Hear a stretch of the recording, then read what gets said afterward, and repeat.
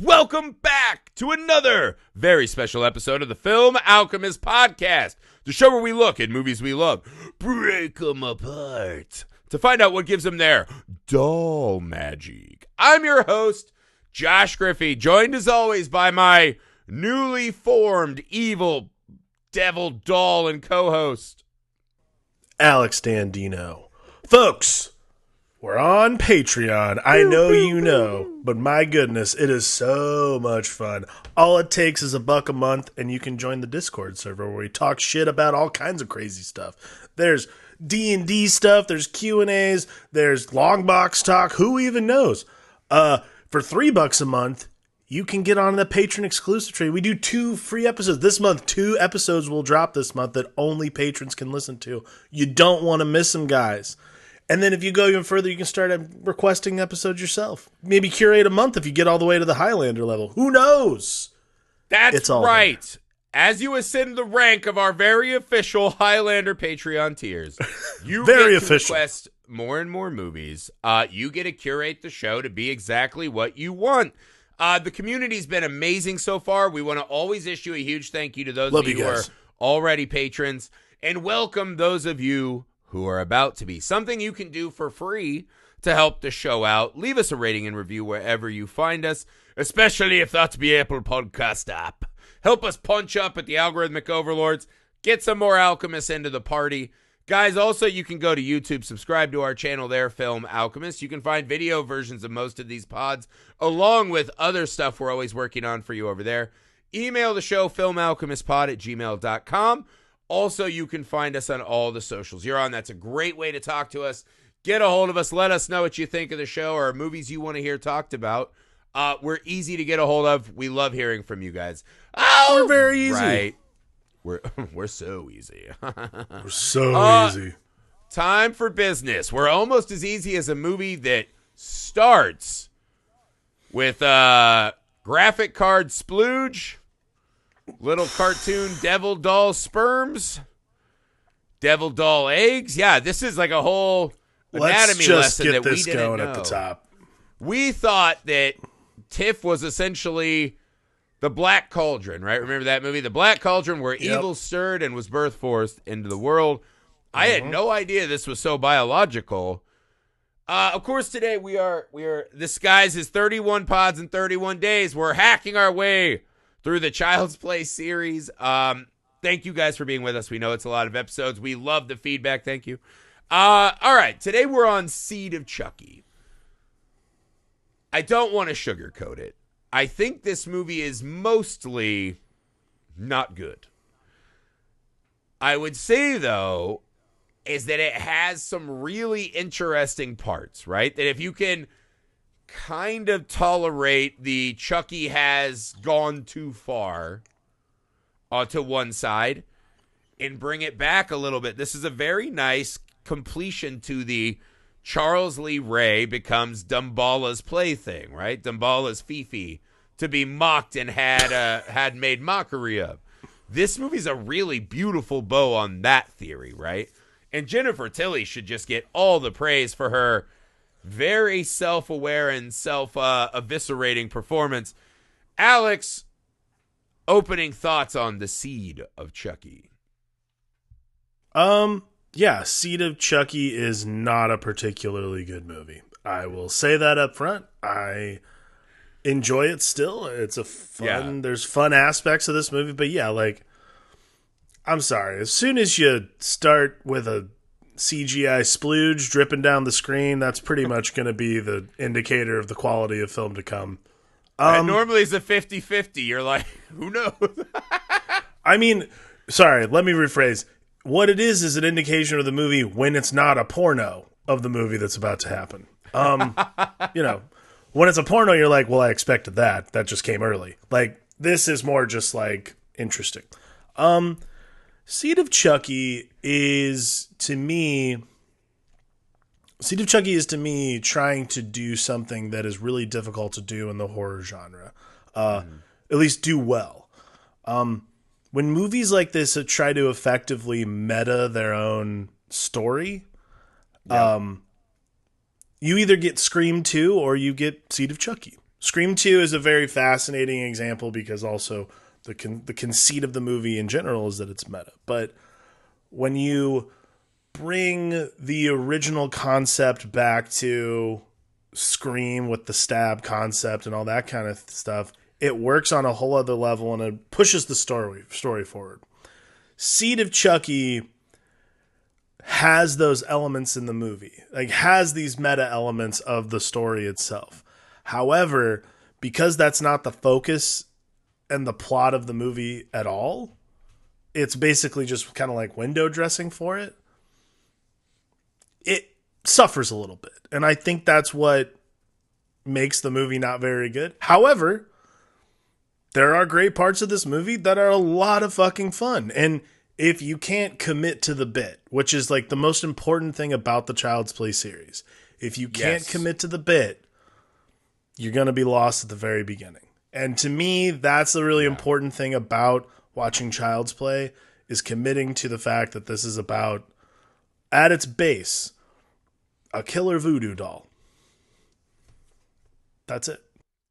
Well, see, this one even goes a step further, because in the marketing, they really play to this family of Chucky, right? Chucky becoming Al Bundy, as it were. And this is the thing. Of all the movies, right, I think you can watch almost every Child's Play movie, and if you don't all the way buy in right away, you can still find a horror movie in there that you like. Yeah. I think Seed of Chucky is the one film in the franchise. And again, I did say that I don't think this is a particularly great movie. I will absolutely give this movie all the love and credit for fucking going for it, right?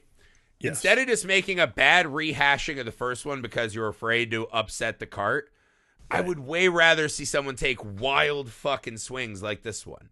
So, right. And this is Don Mancini's directorial debut, no less. Yeah. But this is the one. If you don't buy into the fucking goofball shit right away, this will be an impossible slog for you. Right? Agreed. Because it's, and this is the thing, it's not, Bride of Chucky has probably the worst cast of the series, right? Where it's just, those characters are really hard to spend human time with. In this one, Jennifer Tilly playing the aging actress who is not as successful as she once was and grappling with where she is. And for her to have the absolute courage to fucking have at herself like that and make herself the pinata for all the jokes, I fucking adore that. So the human element in this movie is clunky as shit, but it's very engaging, right? She's actually, by committing to the bit herself, she's saying a lot about where things were at this time. So the human side, while clunky, really does work in this movie. Yeah, I mean, when the poster for the movie literally credits Chucky, Tiffany, Jennifer Tilly, and Redman, that that's the indicator of the kind of movie we're going to watch. But again, everybody in this movie is committed to the bit. Like, Redman's Redman. Like, you're never going to get... He was good in it. He was fine, but you're not going to... In the era of rappers popping up in horror films, yeah, he wasn't that bad. No, but like, again, this is another really important thing, and this is what I mean when I'm saying commit, is if you're going to watch this movie that cast Redman in a starring role and you're expecting him to do like, Glengarry Glen Ross, you're watching the wrong fucking movie. Like, you're dumb and you should turn it off. Yeah, well, there's that too. We'll get to that. But like, it's a really important thing to watch Seed of Chucky from the lens of, I get that this is... If you've seen Bride of Chucky, then you know what the title Seed of Chucky should tell you what to expect. And I think that's a really important thing. And yeah, Jennifer Tilly is fucking incredible. I mean, she's great doing the Tiffany voice, of course, but like the meta that she has to do in the bit itself is really wonderful. And she makes this movie work for me in a lot of ways. She's a fucking MVP for this. Her mocking her past success, like, oh, everyone likes Bound, right? Or there's that fucking hilarious moment where Chucky's attacking her. What a bit. The Tiffany doll's doing the, like, no, nothing's happening. And she says, Bound's on TV. Gina Gershon's fingering me. Gotta go.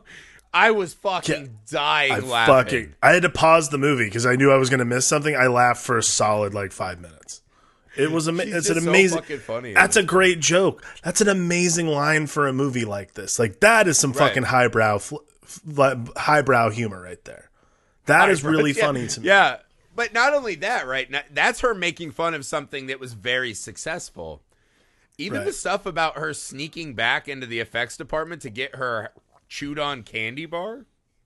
Yeah, like when the whole Tiffany bit about doll's like dragging her across the floor and she's like, fuck, she's fat. She's not even pregnant. I was like, that takes a lot. Like here's an example, a lot of courage, right? man. It was starting to get, we're recording this in advance just so you guys know, but it's starting to get to summer season. And every now and again I have this thing, I see myself in photos and I get really like repulsed, right? I'm like, that's what I look like.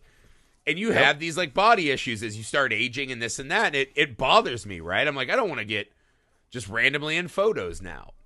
And for an actress, especially one who's always cast in the sex pot roles, as she says, that's got to be a really fucking horrifying part of your day-to-day job.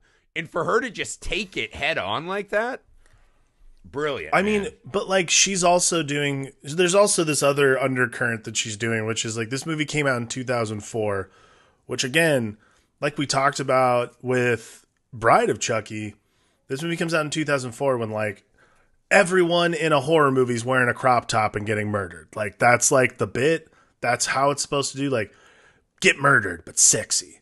And like she is like this concept, and this is like Don Mancini writing and directing as well. But Jennifer Tilly understands that she's not like I can't remember the woman's name, Monica something from like Freddy versus Jason.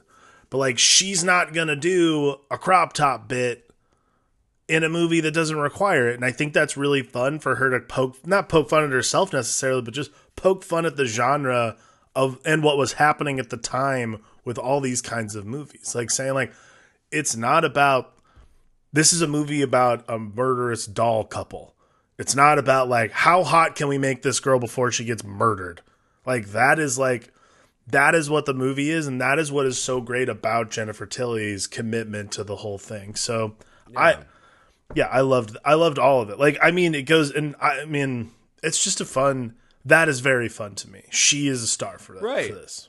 And also she's dressing in these sexy nightgowns and stuff. Yeah, but it's totally. coming from this fear of I can't get a role. The idea that Redman is producing a competitor or something in the wake of Mel Gibson's Passion of the Christ. Yeah, he's directing a movie about the Virgin Mary. Yeah.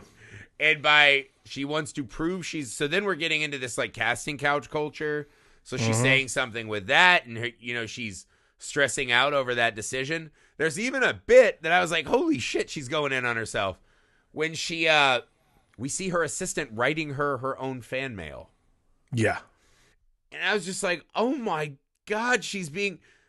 And there is a thing, right? Like if you're going to do the movie like this where you poke fun at yourself, I think there's a thing where it probably is better to do it like this and fucking go all out and land every punch. If you don't, it comes off as inauthentic and you're not in on the joke, right? So she really put herself out there and is just fucking top notch, man. So yeah, I wanted to really just up front say I love what Jennifer Tilly's doing in this movie. The other thing I absolutely loved about this movie, they just made a fascinating choice with how we're going to deal with the Seed of Chucky.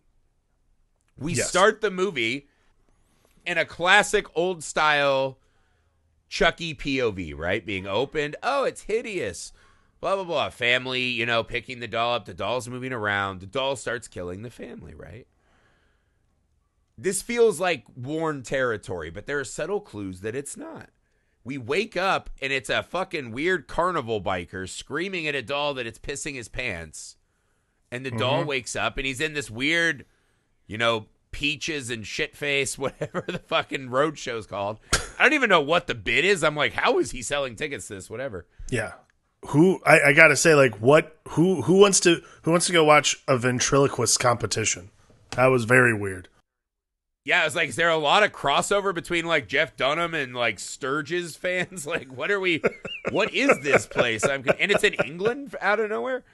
But Right. but the funny thing though, right? So I start thinking back about this dream, and there's all this beautiful storytelling going on, right? You kind of have to get past this. Is also the Child's Play movie where they're like, hey, let's use terrible CG as much as possible. So that's not great, but brush that aside, right? Get that out of there. And you think about it, right?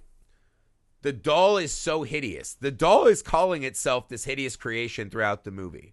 That it's ugly and hideous. Right. That's fucked up. We all relate to that, right? I was just talking about that. We all look at ourselves and wish we were better. We all have That's this, a weird place for Chucky's son to start, right? The mom, Right. he drops the knife when he sees the mom, and she falls and hurts herself, right? That tells you a little bit about that. There's all of this subtle, the doll peeing its pants in fear, right? As the little girl who was the victim in our first Child's Play adventure, right? The little child is fucking screaming in his face that he's like an embarrassment because he's pissing his pants. These are really relatable little kid fears. Yeah, I mean, I think that's what kind of like holds you in the beginning. Like, there's a lot of information being thrown at you at the very top of this movie, and I think that like that's a really great and concise way to tell us where we're gonna land. Like, for us to like start this movie from the point of view of a character we've never met before. For this to be, what is this, the 5th movie in the series now? For this to be the 5th movie in the series about a murderous doll, and for us to start in the point of view of a character we've never fucking met, except for like the weird birth scene at the end of Bride. Like, but we've never But this experienced. is even different than that creature, right? It is. I mean, This is a like, gentle soul petting a mouse, right? yeah, this is like this weird little. This is like this like Frankenstein, like Frankenstein's monster, like with the little girl and the flower. Like, it's this really fascinating. It's a really fascinating way to start this movie, is to give us a character we've never met before, and not only that, to like sympathize with this character almost immediately. Like, there's nothing about what Glenn, who's the boy doll, the little doll. Glenn or Glinda? Glenn or Glinda, the seed of Chucky, him or herself. Like, there's nothing that's not sympathetic about them starting in the beginning of the movie. Like, that to me is probably the most substantially weird thing about the opener, is I'm like, man, this doll, that's so sad. Like, I've never felt that way in the entirety of the Chucky series. Well, it's funny. I know his dad was as stiff as Pinocchio in the last one, but this is the Pinocchio origin. What am I? Why am I in this weird state? And I want answers. I want to go be a real boy. But in Pinocchio, it's even more, I want to be real, period. I don't want to be this creation of something else. I want to create myself, right? And so Glinda goes through this journey. And I think what's really funny, because it almost mirrors the AI journey, right? And I think the little robot, and that's named David, right? Haley Joel Osment's character. Right. Well, that's also a Pinocchio weird story, because we got to start right here, right? What the fuck is in this doll? What is animating this doll? Chucky and Tiffany are pink-socked by Damballa into pre-existing good guy and whatever that bride companies were dolls, right? This is a creation that through fucking demonic voodoo sperm and eggs, right, and their newly malformed genitals, created a plastic body that went from one phase and grew into another, right? So the physics of that are crazy. Or the biology of that, not physics. I don't know what the fuck I'm saying. And not only that, something is animating that. I mean, isn't that just the... It's like I watched Disney Soul. Is it like one of the leftover souls? Like, I'll go practice on her? No, there's not the... No, this is more like... I don't know if you've ever watched any short films by the brothers Quay, but this is like one of those toys that they left off the shot. Like, that's what they look like. But, I mean, to me, what it is an extension of the voodoo magic itself. It's like... This is not... This is like a really... interesting. I thought about this because like every time they call upon the power to transfer a soul to another body, it's always like, give me the power, I beg of you. There's no begging in this. The power is automatically transferred. The power, I thought about, is this the power that they're asking They do for? later. When he awakens his parents, he's the only one who doesn't have to ask for the power. Right. So is he the power incarnate? Like, is this the power born onto the world? Wow. That's what... and he's kind of a good-natured soul, so it tells you that Chucky really was perhaps corrupting this, this power. Oh, I kind of like this that. Power, but is this power meant to... Is this Damballa? Is this the final punishment from Damballa? Oh, absolutely, because when we walk past... That's got to be what the kid is. When we walk past Glenda, right? Mm-hmm. And he is able to awaken Tiffany and Chucky to plastic they've never been bonded to, right? In every other Child's Play movie, even Bride, which is kind of loose, it's plastic that was once bonded with the soul, right? Even when it's like it's run through the vat or whatever. There's always some connection. These are literal puppet recreations of these two murderous dolls. They have no connection. So Damballa is, again, turkey stuffing these. That's probably a crude way to say it for what happens later in the movie. But, you know, like the Fixins, they're getting crammed into these new dolls that they're not even bonded to. Damballa is plucking them from whatever fucking hellscape or heavenscape or nothingness where those souls exist and putting them back in these brand new souped up dolls, which really rapidly already have flesh underneath them, as you were saying before. Yes. And so there is something very extra going on here. Right. I got to shout out. This is crazy. I have to shout out a coworker. I know someone who works on this movie. He's actually in the movie. He did all of the Chucky and Tiffany and Glenda effects. Tony Gardner runs Alterian Inc., which is a effects house out here. They do a lot of big movies. They did the Hocus Pocus movies, and Tony got to start like working on Aliens and stuff. But Tony's actually in the movie as Tony, the effects guy, and he actually gets a great kill at the top of the flick. He gets headlopped. He gets headlopped by the piano wire, which is awesome. But so it's fun to. It was actually I've never seen Seed of Chucky until today, so it was fun to watch this and realize that I'm like, holy shit, Tony's actually in this fucking movie. But Tony does this for a living, so he actually builds all of the apparatuses that make Tiffany and Chucky and Glenda move. But like, I loved the reveal though when like he's unscrewing Tiffany's back, and he opens it up, and it's literally like it's just flesh stuff. It's just flesh and like flesh that's like moving around and like blood pumping through it. Like I mean we've never seen that at this point in any of the Chuckies of this, right? They've always been straight up. They've always just been straight up that. We've seen some other stuff, but this is the first we're getting like under the rubber. Right. So this is an interesting thing though, and this is why I also think this is like Glenda is literally the power incarnate to finally punish these two for like perverting the magic itself.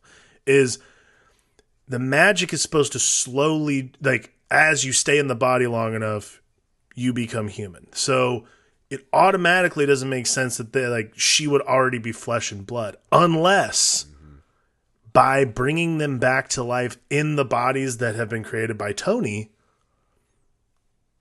that is the power in and of itself. Automatically they become human again. Yeah, and this one, because there's that, and then there's the weird Made in Japan riff, where Chucky, that we know is made in America because we've seen the fucking doll, right? And whatever, that's something the effects department just added, right?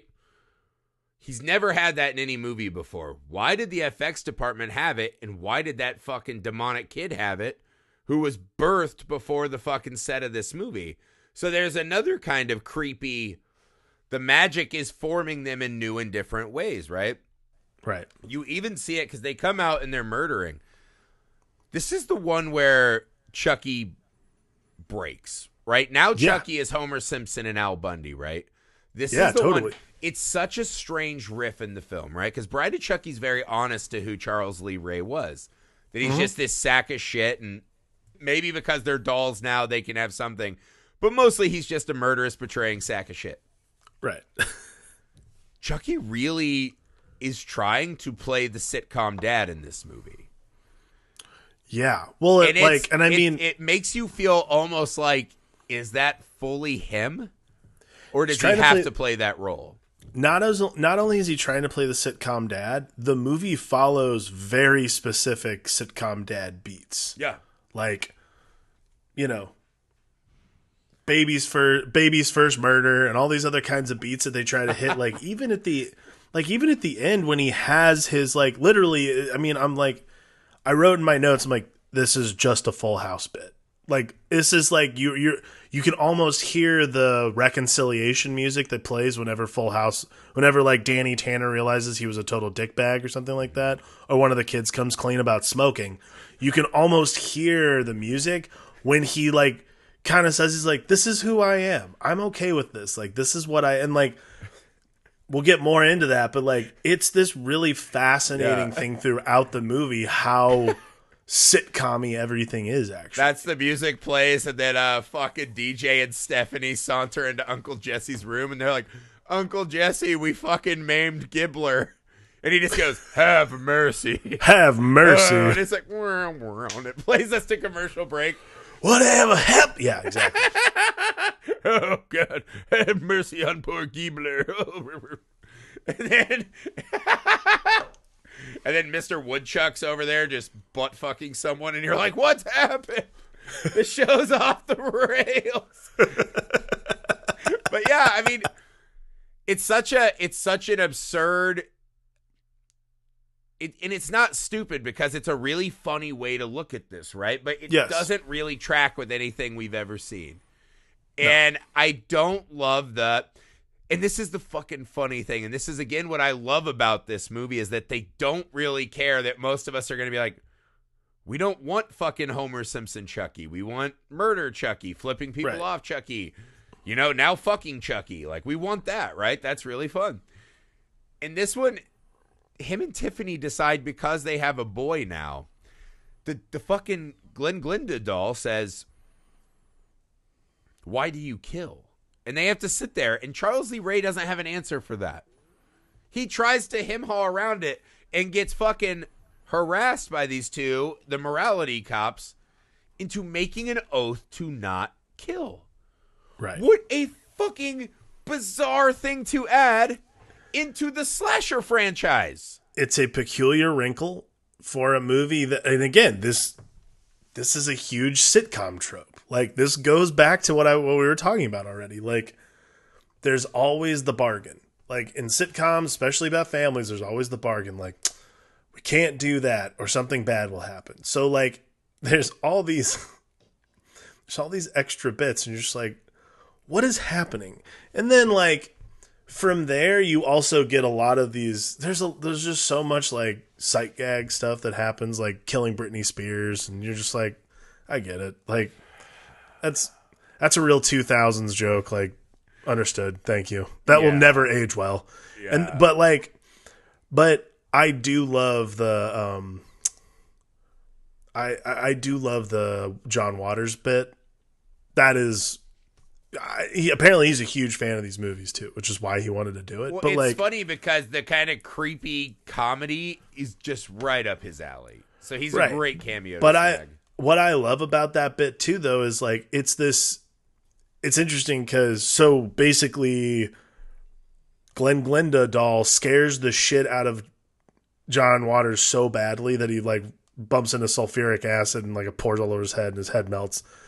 But Chucky is so proud. There's this like sense of like familial pride. And again, we're in this situation where we're watching a movie and you're like, none of this is adding up right now. Like, this is literally the antithesis of the character.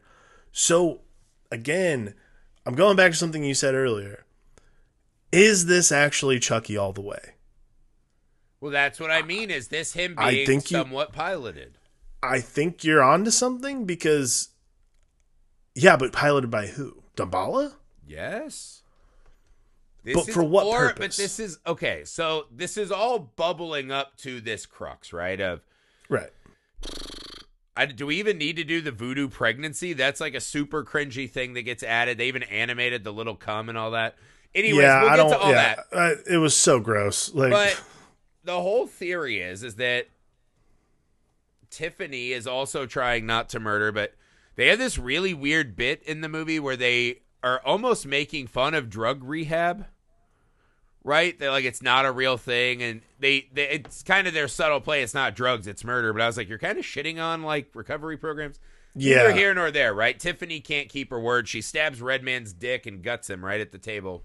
Mm-hmm. So the child's seen both of them fail and has this break at the end. And the most brilliant shot, maybe in the entire Child's Play franchise, right, is so the chauffeur's tied up. Jennifer Tilly's tied up and now has a one-day voodoo baby that looks like it's about to burst forth. It ends up being twins. So now there's 2 children on the bed, a boy and a girl, right? A Glenn and a Glenda. A Glenn and a Glenda. There's like 6 dead bodies on the floor. The cops are coming, right? We just hairspray murdered. Joan, Glenn Glenda is fucking having like a breakdown, a mental breakdown, and has a tick in his eye because his parents are insane serial killers. They're not the perfect family. Chucky, as he's about to do the ritual, stops and just looks around the room, and we do this super close-up of his eyes. As Chucky surveys the fucking carnage in front of him, and he just goes, you know what? Enough. He's like, this is too nuts for me. I have a pretty high threshold for nuts. And then he starts. He's like, I'm one of the most notorious slashers in history. As this doll, I am infamous. And he looks at Tiff and he's like, I like being this fucking doll. I like not dying, not growing old, not having ED. And he goes, this is me. And I know for those of you who have been with us, I've been talking about this since Child's Play 3. Why would you not want to be the doll if you're a serial killer? Especially once you can fuck, right? Because that was the hang up in part 3. Couldn't come. Now you can come. And him finally embracing this is who I am. I feel like that's the moment where you got to make that choice. Is that Chucky finally sick of it, or is this some other sick game? Can Chucky ever really win? I think Chucky's sick of chasing something that he doesn't feel he should need to anymore. Like, this is so... I was reading a little bit about the, like... Because I had to know as to why this movie was made, more importantly. But I was reading a little bit about behind the scenes, like, Don Mancini wanted to start exploring more LGBTQ themes in the Child's Play series. Very ahead of his time. And yeah, very ahead of his time. And because Don Mancini's a gay man, and he was like, I wanted to start exploring more about stuff that was interesting to me, which was these kinds of topics. So like, that's why there's a lot of obviously, because it's called Glenn or Glenda, there's a lot of inspiration drawn from the Ed Wood film. Some of you know. But I felt really, there was something about that moment that felt so like, that's like, it felt like someone coming out. It was really kind of beautiful in this weird way, because like Chucky's literally like, I'm fine with who I am. I'm accepting for the first time in my life. I'm accepting the fact that this is who I am, because like, I'm great as this. No one is better than me as this killer doll. Not even Tiffany. So why would I change this thing about myself? And like more to the point that we were making earlier about like, because constantly chasing a body. Yeah. Like that makes you flesh and blood. He's right. Well, he's like so I don't want to be your chauffeur. He's right, but he's totally right. Like, he's like, why would I want to be a stepping stool? Like, if I'm going to be in a body, why wouldn't I choose a body that literally I can go anywhere? No one's going to wonder what I'm doing. Like, I might look a little creepy, but at the same time, like, there's no curiosity as to what a doll does, because we live in a world that does not address magic. So if we don't address magic, we don't believe in magic, therefore magic doesn't exist. So a talking, murdering doll is so improbable. Well, there's this thing, too, because the whole buildup is we're going to be this family. We're going to reset. And I think he's like, guys, we already are doing the thing that makes us a great family. The family that murders together stays together. And he's like, this is the most fun I've ever had as Chucky, because now I've got the wife, I can nut, I can jerk off to Fangorias, whatever.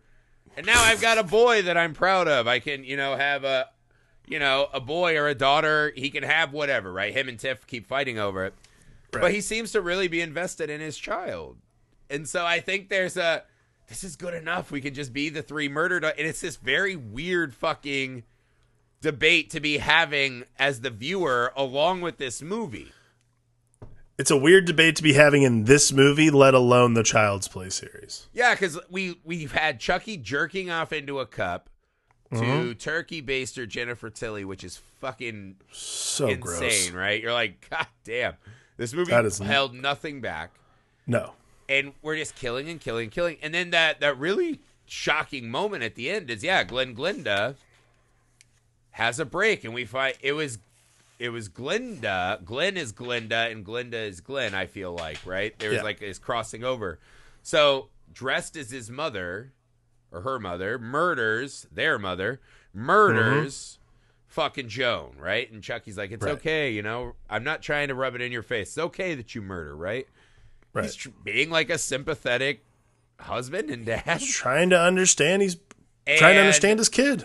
When they whip around and it's this makeup and hair and dress, and he sees Tiffany, but an abomination version of Tiffany.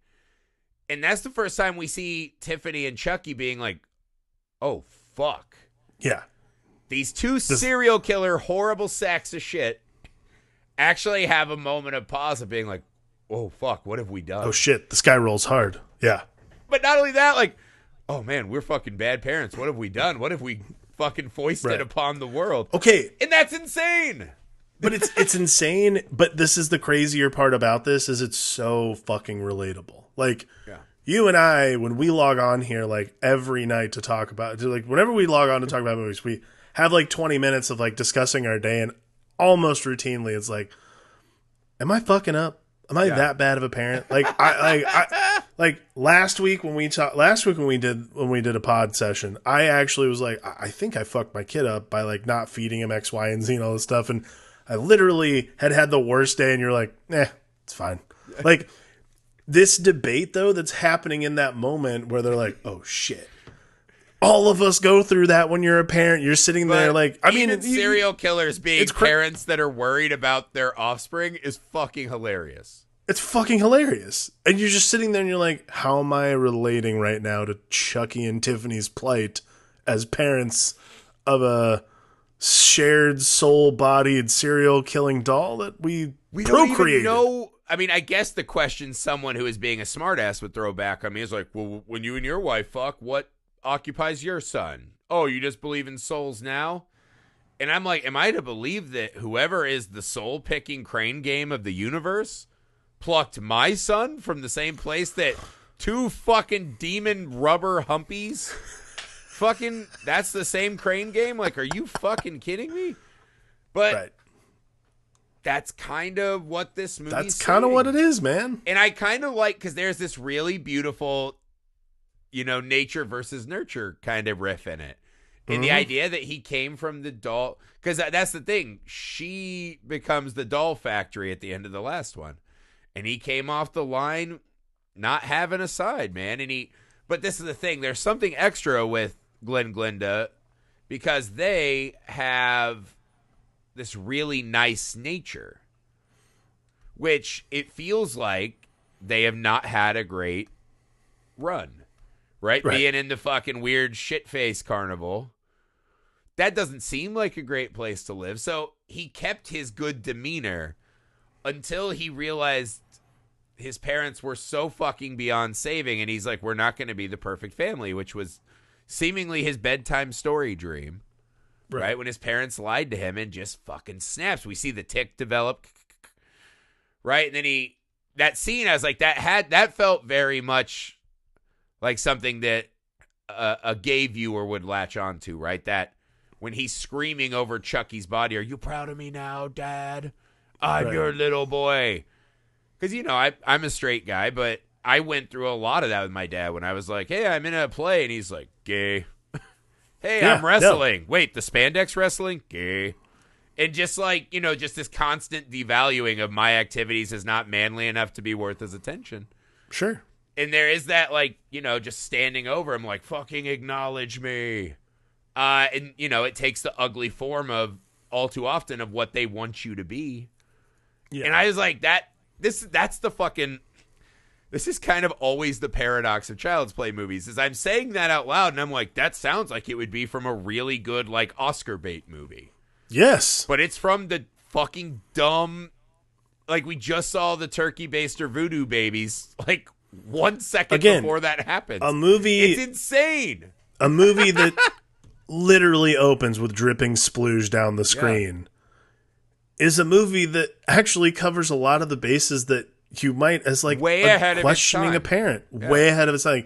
Don Mancini understood that the way that Child's Play survives, the way that these movies can continue, is by addressing problems by addressing things that aren't necessarily horror fodder, so to speak, but can be lensed in that way that make it such an enriching story. And like, again, Seed of Chucky is not a good movie for me. Like, I did not think it was a spectacularly made movie, but the themes in it and the stuff that it was trying to do are so beyond anything anyone else was trying to do in 2004 within this genre of movies. And like, this is with established characters too, man.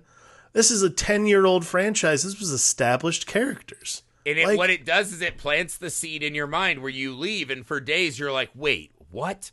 And and that's the thing. I love movies that just stick with me, right? And I have to keep thinking about, because they made a dent, right? The worst criticism I can give a movie is I walk out of the theater and I just go, Like, it's not even worth me praising or bickering about, right? It's just like, it moved me so little. I was just like, well, on to the next thing, right? That's the worst criticism. Right. And Seed of Chucky is not that at all, right? For all of the missteps, it just still finds interesting ground. It still leaves you with this amazing capper at the end, where it's, she's in Jennifer Tilly's body. She did take her body. Okay. Glenn becomes Boy Glenn, right?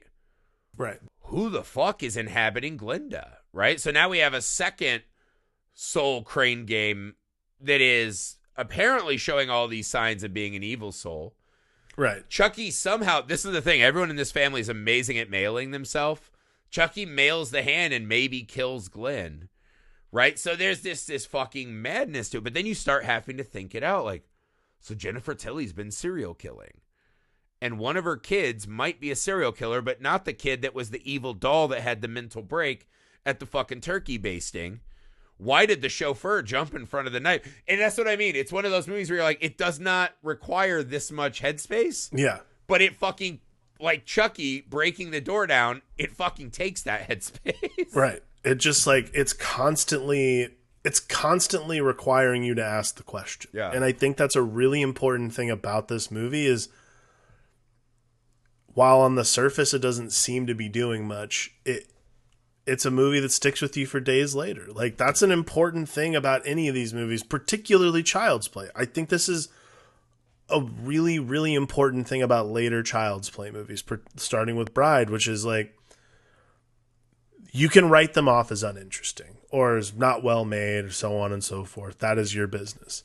But if you're not going to like address the fact that Don Mancini's asking you to dig a little deeper, and he's using all this very like candy-coated veneer of like horror movies in the 2000s to like lure you in, to ask you a question, and then for days later be thinking about it. Like, I wasn't thinking for days after fucking Freddy versus Jason. No, I wasn't thinking for days after Halloween Resurrection. I thought about it 10 years later. That's a great point, because what happened in other series, I feel like, is by the time you're at 5 or 6, now they're just upping the tits and the gore and the murders. Yep. Right? Which this movie even gives you doll tits, and Chucky, we see Chucky's dong. So it's like they show this movie's not like highbrow by any means. But no, what this movie's doing, right? Well, the others are like, well, we don't have much to say anymore. Let's just do kills, naked, beautiful people.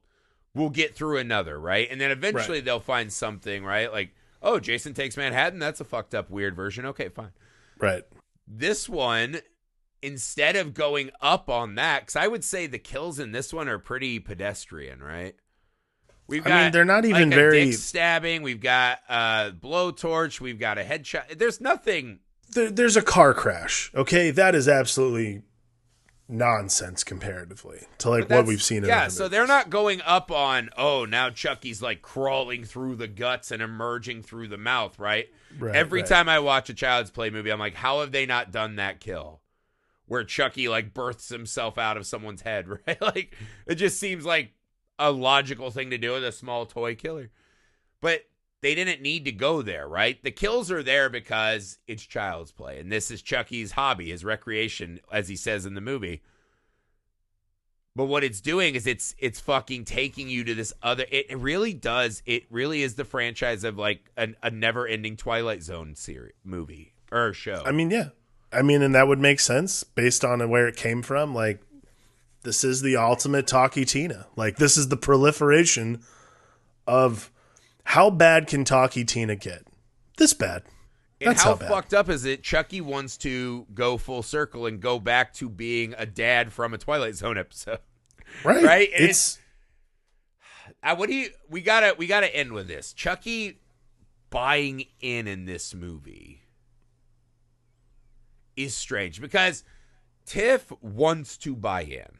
Right? We learned that from the last one, and she even makes fun of Martha Stewart, who's now going to death row in this movie, I think. Yeah, which is hilarious. Yeah. And she's like, Martha Stewart can kiss my shiny plastic ass or whatever in the last one. So, but there's something in her that wants to buy into this family myth that she's created. And we even see in the end cap, she's being a mom. She seemingly has everything she wants. Fame, fortune, power, all the things that she didn't have in that trailer that we saw her in at the start, right? Right. Tiff makes sense. The Chucky of it. What about it? There's something there, and I don't feel like I've settled it in my mind. Is this I'm not fully sure. Charles Lee Ray thinking he can have this anti-nuclear murder doll family, or is this the final? Is he in there screaming in rage? Right? Because imagine the Chucky we meet in part one, that howling Brad Dourif rage, right, to this fucking docile, little pecker version of Chucky. Think of it this way, okay? You and I have known each other for a very long time. You and I have been friends for over a decade now. When we met, let's talk about when we met out of Wipeout, okay? Okay. When we met out of Wipeout, that was 2010. Well, we met before then, but when we actually connected, we were working out a Wipeout. We were both in our 20s. We were dickheads. We would go out, fucking. We both had girlfriends, but we'd go out and get wasted with the Wipeout guys, and that's what we did. We lived our lives as we saw fit, and we didn't have any responsibilities or anything like that. Then we got engaged. We got married. We started living our lives a little differently. Our responsibilities started controlling us a little more than I think we expected them to. Then children arrived. And with kids, the responsibility becomes our lives. So what I'm saying is Charles Lee Ray is us? Yes.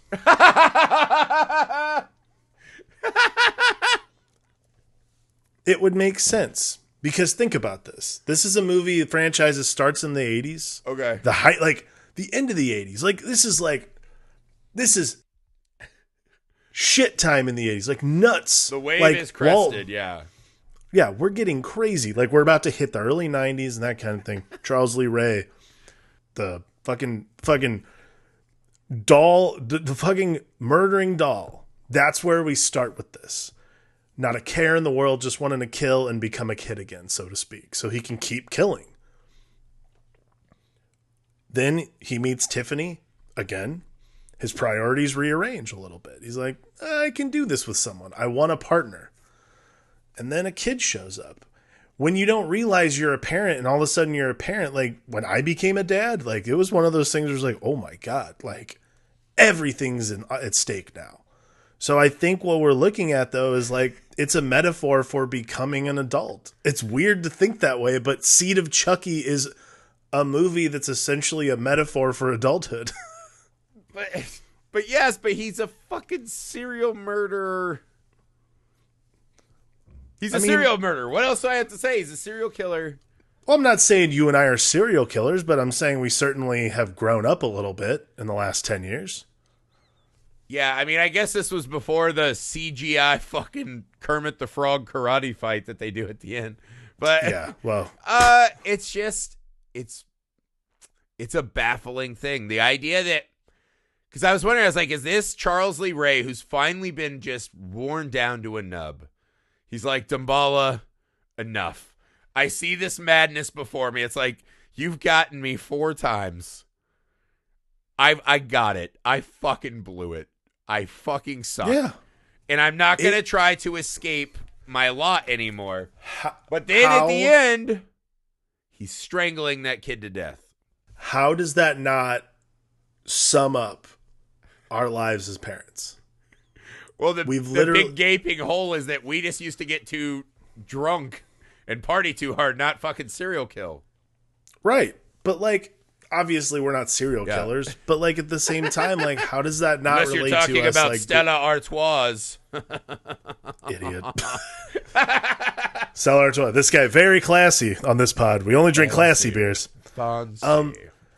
But yeah, like, think of, like, consider it for a second. Like, there's a lot of heart and there's a lot of reality in the fact that, like, you don't want to grow up, but you have to grow up. You find a reason to grow up, and then eventually you're like, I don't want to keep like raging against that machine is stupid. At some point, you're like, I know this is who I am. I mean, but that's been for movies. That's Chucky. In Chucky, it just over and over again chosen the I don't want to grow up. I'm a Toys R Us kid route. Yeah, exactly. And eventually, the Toys R Us shuts down, and now we're here. And now we're here. But then at the end, again, he's murdering, and we know, because the next 2 Chuckies we'll be getting into, right? Curse and Colt. Now we're going back to darker Lone Wolf Chucky, right? Right. These are an interesting 2 next entries into the series. But that's it for the Seed of Chucky. Yeah. We blew our load. That's all. All the seeds have been fired. We're out. That's it. Jesus Christ. Guys, please, again, we'll be back tomorrow with another Child's Play film every day this month. And after the Child's Plays are done, we have awesome guests coming up. We have some new movies we're going to the theater to see and talk about. Yay! Every day this month. 31 days, 31 pods. Guys, please go. We have so many good guests, guys. I'm so excited for you guys. So many good guests. Go to patreon.com/filmalchemistpod. Join the community there. For as little as $1 a month, you can get in the door, right? And for a little more, you can begin to selecting the episodes you want to hear us talk about for yourselves. Guys, go leave us rating and review wherever you find us. Subscribe to the YouTube channel, Film Alchemist. Email the show, filmalchemistpod@gmail.com. Find us on all the social media you're on. But more than anything, thank you guys for joining us on this, our favorite time of year.